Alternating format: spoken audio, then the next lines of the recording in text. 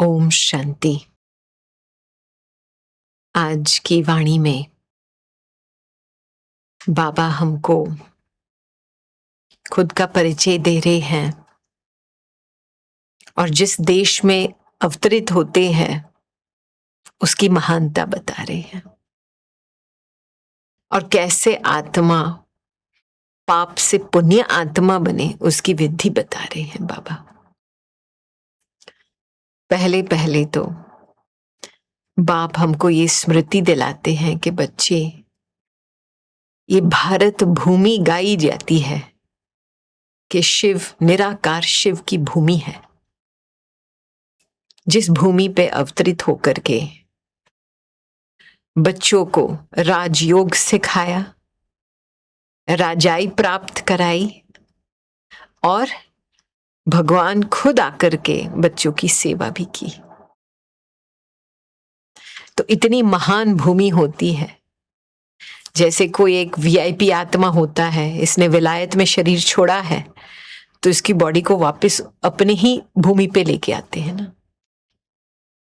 तो वैसे ही हमारी भारत भूमि एक बहुत ही कहेंगे भाग्यशाली भूमि है, जिसमें स्वयं भगवान आए हैं, ज्ञान दे रहे हैं और हमको ऊंचा उठा रहे हैं।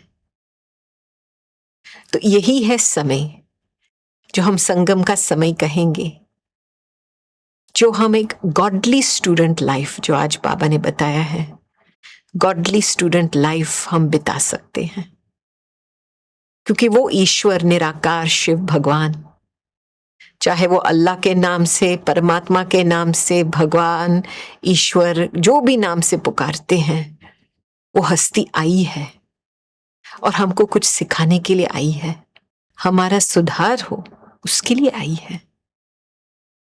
और वो ही हमारा बाप है, शिक्षक है और गुरु है। ये तीन संबंध में ही आत्मा का पूरा परिवर्तन हो सकता है। और बाकी के संबंध तो अच्छे होते हैं, ईश्वर को फ्रेंड बना दो, ईश्वर को माँ बना दो, वो तो आत्मा को कंफर्ट देती है, दिल को हल्का करती है। लेकिन आत्मा का सुधार परिवर्तन तब होगा जब पहले बाप से स्नेह की शक्ति प्राप्त करेंगी, दूसरा टीचर से शिक्षा लेके वर्ल्ड की हिस्ट्री, ज्योग्राफी, खुद का पार्ट, ड्रामा का खेल समझेंगे, और तीसरा सतगुरु के डायरेक्शंस को फॉलो कर अपनी सदगति को प्राप्त करती है और अपना पूरा संपूर्ण पवित्रता को प्राप्त करती है। शिव बाबा आए हैं केवल हमको वर्षा नहीं देना, शिव बाबा आए हैं केवल हमको वर्षा देने के लिए नहीं आए हैं। वर्षा सुख शांति का, आनंद का, ज्ञान का वर्षा, शक्तियों का वर्षा, लेकिन हमको पवित्र बनाने के लिए आए हैं। कई लोग सोचते हैं, और आज बाबा ने पुण्य की बात भी बताई है, कि भक्ति मार्ग में हम दान पुण्य करते थे, समझते थे हम पुण्य आत्मा बनेंगे, लेकिन वो तो स्थूल दान पुण्य हुआ, टेम्पररी उसका रिटर्न मिलता है। लेकिन आज बाबा ने ये बात अंडरलाइन की है कि बच्चे, सदैव के लिए पुण्य आत्मा बनना है तो वो तो सतयुग में ही बनेंगे। क्योंकि पुण्य का कर्म ये है जिसमें कोई विकारों का प्रभाव नहीं है, बंधन नहीं है। कर्मातीत अवस्था प्राप्त होंगी तब तो पुण्य आत्मा हम सतयुग में बनेंगे। तो अभी संगम में क्या बनेंगे हम? जब भी हम तन मन धन ईश्वर के अर्थ सफल करेंगे, बलिहार जाएंगे, तब हमको 21 जन्मों के लिए बलिहारी मिलेंगी। तो बाबा ये सौदा करता है, पहले हम बच्चों को बलिहार जाना है, फिर बाबा हमारे ऊपर बलिहार जाते हैं। जब हम पहले बाप के बच्चे बनते हैं, तब तो हम वर्षे के हकदार बनते हैं। फिर जब हम बाबा को वारिस बनाते हैं, तो हम पूरा तन मन धन उस वारिस के अर्थ सफल करते हैं, तो हमको रिटर्न में 21 जन्मों की प्राप्तियां मिलती हैं। अभी आप देखेंगे दुनिया के हिसाब से जब कोई विद्यालय में जाता है सीखने के लिए, बैरिस्टर बनने के लिए पढ़ाई करता है या डॉक्टर बनने के लिए पढ़ाई करता है, इंजीनियर बनने के लिए पढ़ाई करता है, तो ये भी एक प्रवृत्ति मार्ग कहेंगे ना। जो पढ़ाई से हम कुछ बनते हैं, तब एक ईश्वर, एक फैमिली बनती है और सभी के सहयोग, सभी के रोल से पूरा संसार चलता है। तो वैसे आज बाबा ने जो राजयोग हम सीखते हैं, ये एक प्रवृत्ति मार्ग है। सन्यासियों का मार्ग तो निवृत्ति मार्ग है। और ये भी आज बाबा ने अप्रिशिएट किया कि देखो, शंकराचार्य नहीं आते तो भारत की पवित्रता अंश मात्र भी ना रही, जल मरती भारत। लेकिन निवृत्ति मार्ग वाले ने भी, सन्यासी होकर के भी पवित्रता को थमाया, भारत को, पवित्रता के कारण भारत को थमाया। तो इसीलिए भारत की सबसे बड़ी पावर है प्यूरिटी। और हम अपनी प्यूरिटी को वापस कैसे ले आए?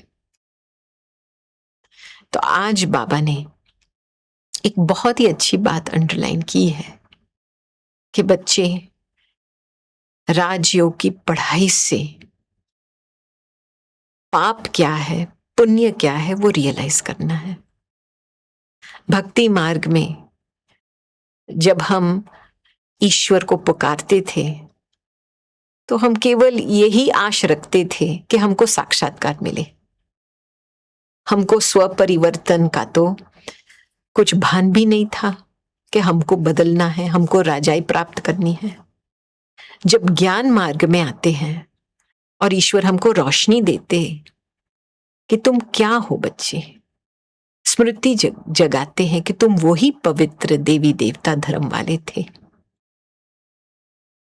तो एक बात आज बाबा ने ध्यान खींचवाई है कि बच्चे, जैसे हरिश्चंद्र की कहानी है, जो सत्य धर्म सत्यता के प्रतीक थे, जिन्होंने विश्वामित्र को एक पक्का प्रतिज्ञा की थी और उसमें तन मन धन परिवार सब कुछ बलिहार गए उसमें, और वापस फिर सब कुछ वापस मिल गया।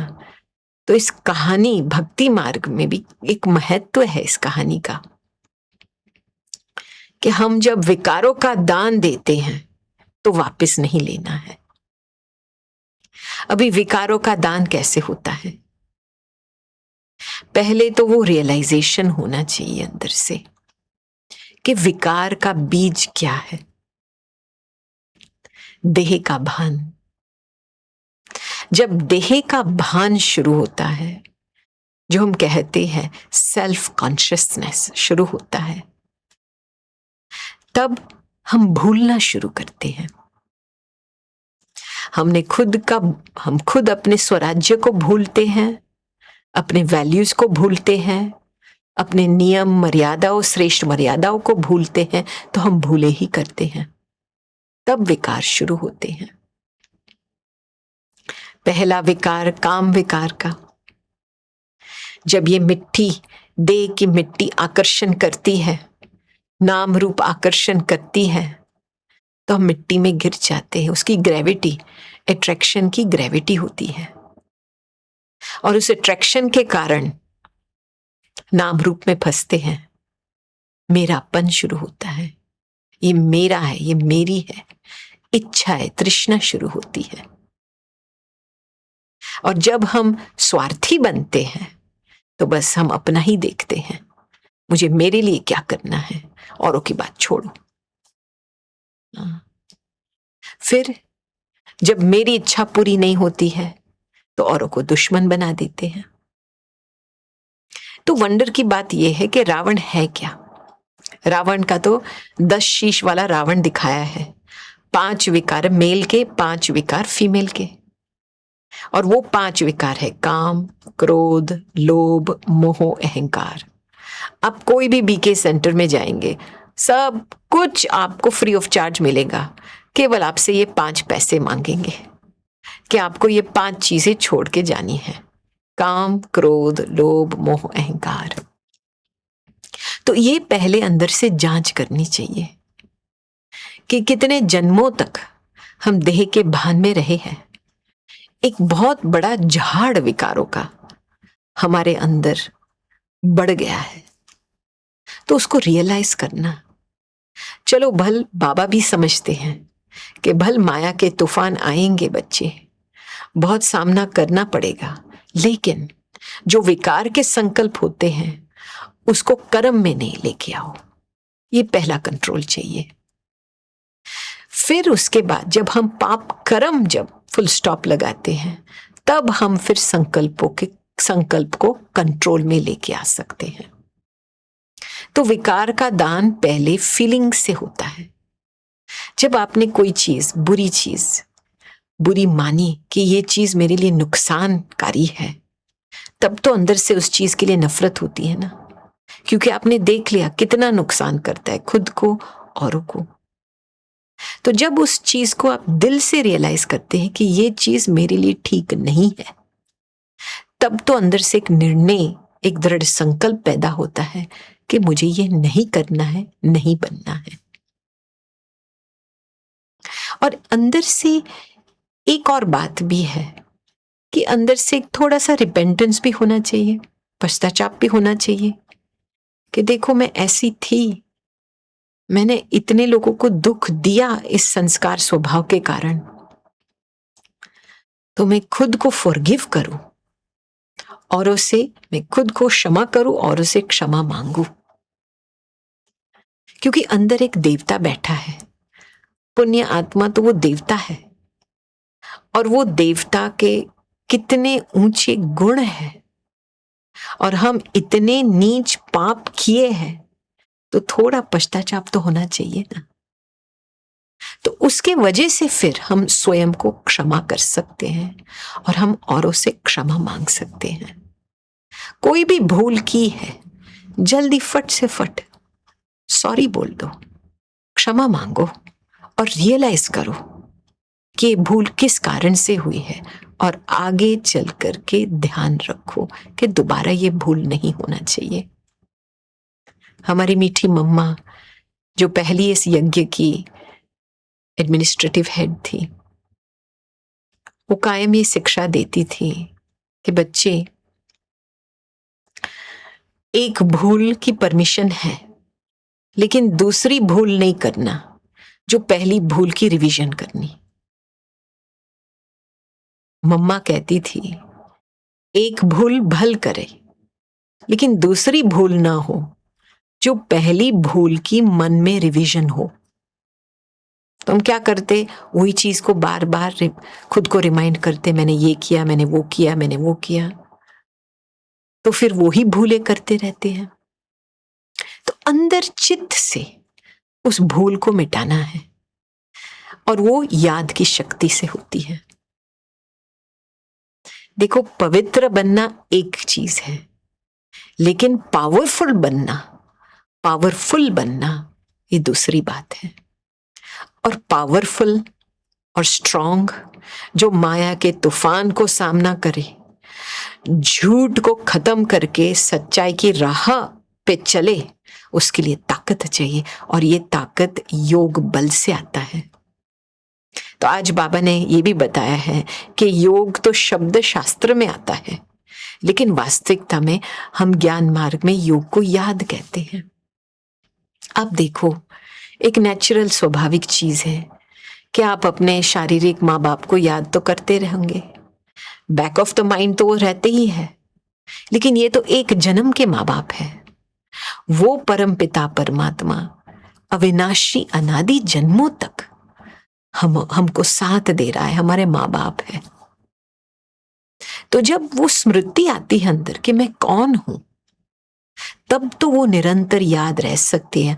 हम स्वयं परमात्मा के सामने खड़े हो सकते हैं कि वो हमारे सामने है, आंखों के सामने हैं, स्मृति में समाये हुए हैं, क्योंकि मैं आत्मा हूं, मैं देह नहीं हूं, मैं शरीर नहीं हूं। तो चलो हम अभी एक याद की यात्रा शुरू करते हैं। जहां पे भी बैठे हैं अलर्ट होकर के बैठिए और सब बातें, पास्ट की बातें, फ्यूचर की बातें भूल जाओ। अभी थोड़े समय के लिए अपना ध्यान इस वर्तमान समय में एकाग्र कर लो।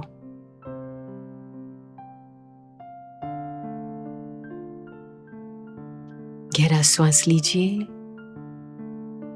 और जैसे श्वास धीरे धीरे छूटता है वैसे और सब बातें पास्ट की, फ्यूचर की छोड़ दो और प्रेजेंट समय में स्थित हो जाओ। अभी अपना ध्यान अंदर के ओर लेके चलिए और अपने आप से पूछिए, मैं कौन हूं? कौन सी शक्ति इस शरीर को चला रही है? और अपने आप को महसूस कीजिए अंदर, मैं आत्मा एक अति सूक्ष्म चैतन्य शक्ति हूं।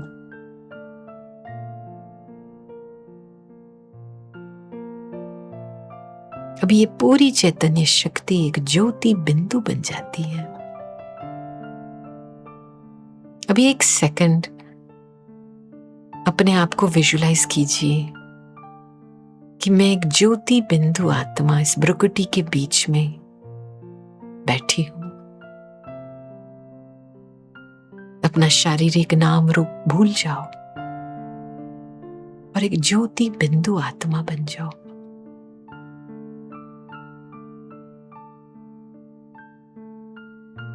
यह आत्मा शरीर को ताकत देने वाली, शक्ति देने वाली आत्मा है।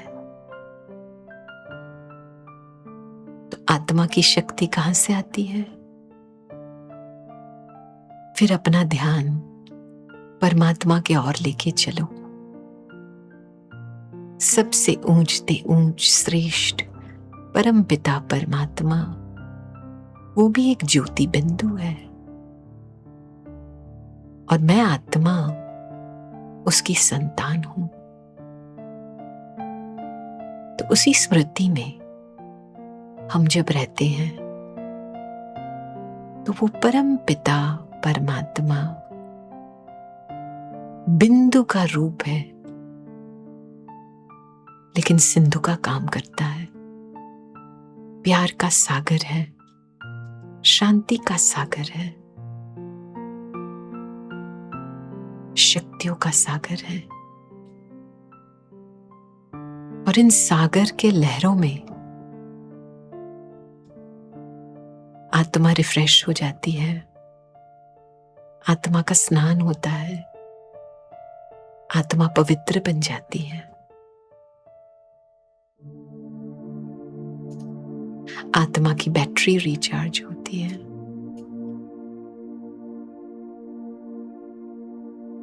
आत्मा की पावर सोर्स है ही परम पिता परमात्मा। अभी इसी स्मृति में अपनी आंखें खोलो और ये महसूस कीजिए कि परमात्मा की शक्ति से आत्मा चलती है और आत्मा की शक्ति से शरीर चलता है। ये है नेचुरल ऑर्डर। जब हम इस भान में रहते हैं कि परमात्मा की स्मृति में रहते हैं, उसके सोच में रहते हैं, उसकी शक्तियों में, तब आत्मा की निर्णय शक्ति सही रहती है, क्योंकि जो बाप को पसंद है वही आत्मा करेंगी। जो बाप के सोच है, जो बाप के बोल है, जो बाप के कर्म है, वही अच्छा लगता है। तब फिर हम धीरे धीरे कर्मातीत अवस्था प्राप्त करके नई दुनिया में पुण्य आत्मा बन सकते हैं। और बाप हमको रिमाइंड करते हैं कि बच्चे, माम एकम याद करो। अव्यभिचारी याद वो है जो ताकत देती है, जिसमें बाप कहते हैं बुद्धि योग से सब संग तोड़ो और मुझ बाप को याद करो। देखो, हम इतने समय से, जन्म जन्मांतर से यहां कितने लोगों को बिठाया है। जितने मनुष्य के नाम रूप संस्कार कमजोरियों को बिठाया है, उसमें हमारी ही रोशनी ढक गई है, उसके आगे पर्दा बन गया है। हम ना ईश्वर से साकाश प्राप्त कर सकते थे, ना हमको खुद अपनी रोशनी की, अपनी लाइट की, अपनी ब्यूटी की महसूसता हो सकती थी। तो सबसे एवर प्योर, प्योर से प्योर चीज दुनिया में है ही परमपिता परमात्मा, निराकार है। तो जब हम उसको ही याद करेंगे, बुद्धि योग उसके साथ ही लगा रहेगा, तब तो आत्मा कंचन पवित्र बन सकती है, रियल गोल्ड बन सकती है। क्योंकि जैसे बाप के वैल्यूज हैं, वैसे बच्चे के वैल्यूज बन जाते हैं। अब जो भी व्यक्ति को, पर्सनालिटी को सामना एक आईना बनेंगे, उसमें आपको खुद दिखाई देंगे। तो ईश्वर के आईने में एक देवता दिखाई देता है।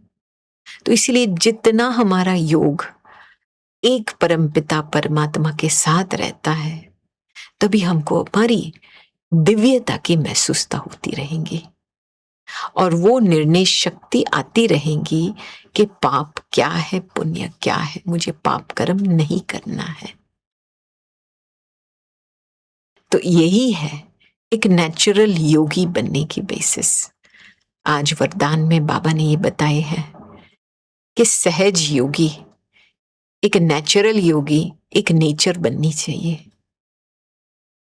कभी कभी बच्चों की कंप्लेंट होती है, हम बाबा को भूल जाते हैं। भल ये एक अनादि अविनाशी संबंध है। जब हम इस संबंध में जुड़े हुए रहते हैं, और संबंध माना बस उस व्यक्ति के सामना ही, संबंध माना क्या, बस उस व्यक्ति के सामने हाजिर रहना है। तो याद बहुत सिंपल है, बाबा के सामने हाजिर रहो, और जितना हम हाजिर रहेंगे वो नेचुरल होता जाएगा और हम नेचुरल योगी बनते जाएंगे। ओम शांति शांति शांति।